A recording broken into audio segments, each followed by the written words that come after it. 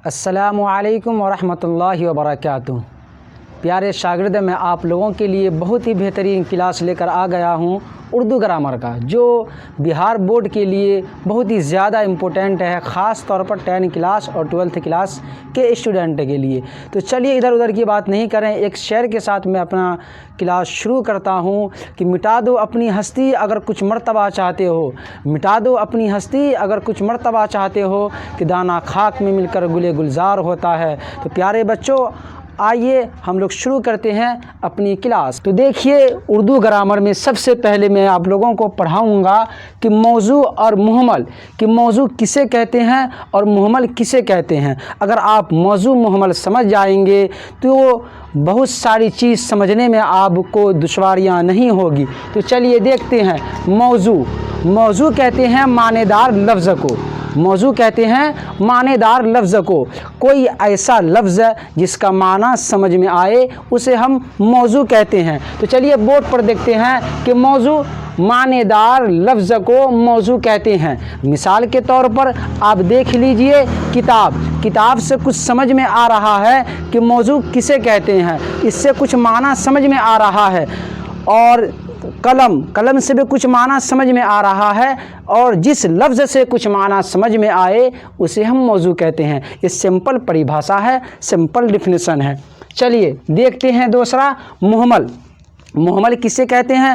تو محمل کہتے ہیں ایسا لفظ جس کا کوئی معنی نہ ہو، جس سے کوئی معنی سمجھ میں نہیں آئے۔ جیسے مثال کے طور پر ولم جو بول رہے ہیں، قلم سے معنی سمجھ میں آ رہا ہے کہ لکھنے کی چیز ہے، لیکن ولم سے کچھ معنی سمجھ میں نہیں آئے، اور ولم سے کچھ معنی سمجھ میں بھی نہیں آئے گا۔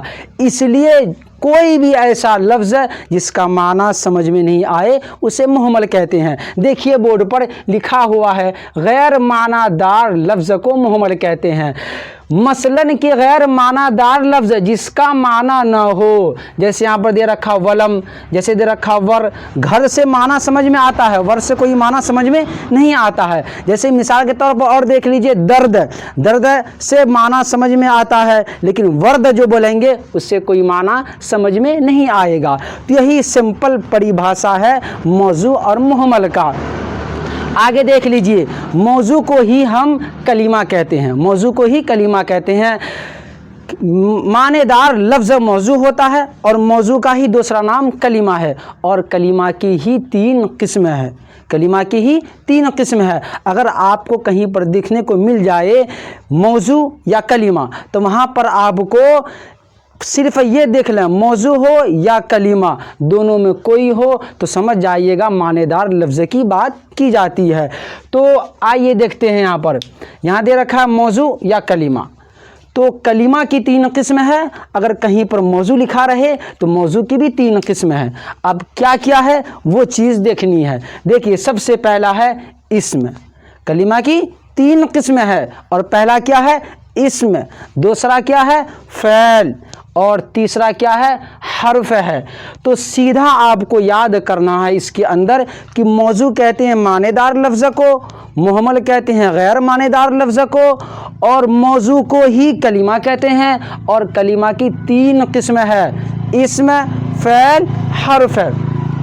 تو سب سے پہلا ہم قسم دیکھتے ہیں جسے کہتے ہیں اسم۔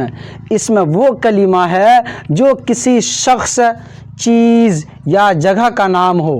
جیسے مثال کے طور پر دیکھ لیجئے، فاطمہ یہ شخص کا نام ہے۔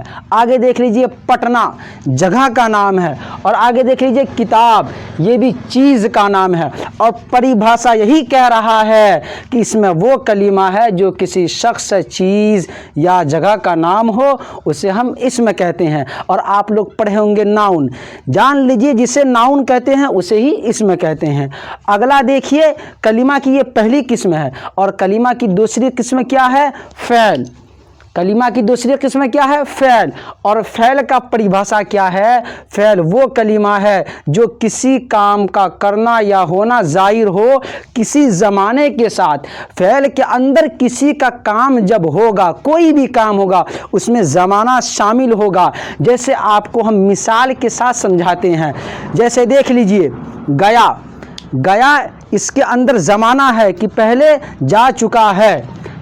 اور آگے دیکھیے آتا ہے، یہ آتا پرزینٹ کی بات چل رہی ہے، اس کے اندر بھی زمانہ ہے، اور کرے گا اس کے اندر بھی زمانہ ہے، اور آپ کو پریبھاشا یاد کرنے کی کوئی ضرورت نہیں ہے، صرف اتنا یاد کرنا ہے فعل اسے کہتے ہیں جس سے کسی کام کا کرنا یا ہونا ظاہر ہو زمانے کے ساتھ، زمانے کے ساتھ کام کا کرنا یا ہونا ظاہر ہوگا، اسے ہم کیا کہتے ہیں؟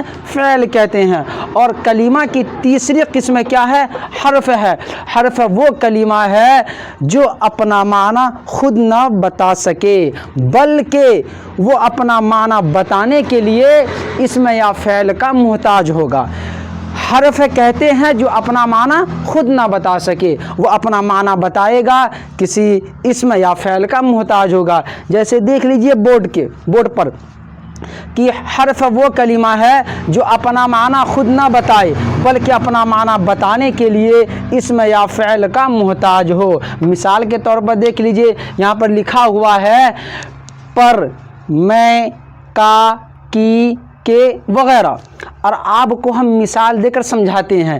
جیسے یہاں پر لکھا ہوا ہے، پر سے کچھ سمجھ میں نہیں آ رہا ہے، اگر ہم لکھ دیں اس کے آگے میز پر، تو اس سے سمجھ میں آ رہا ہے کہ میز پر کوئی چیز رکھی ہوئی ہے، اور میز جو ہے وہ اسم ہے۔ کیا ہے؟ اسم ہے۔ اسی طرح آگے دیکھ لیجئے، یہاں پر لکھا ہوا ہے میں، کیا لکھا ہوا ہے؟ میں، اور اس کے آگے ہم اگر لکھ دیں گھر میں، تو اس سے کوئی معنی سمجھ میں آ رہا ہے۔ تو آج کے کلاس کے اندر آپ کو صرف تھوڑی سی بات یاد کرنی ہے۔ سب سے پہلا کہ موضوع کسے کہتے ہیں، تو سمپل بھاشا،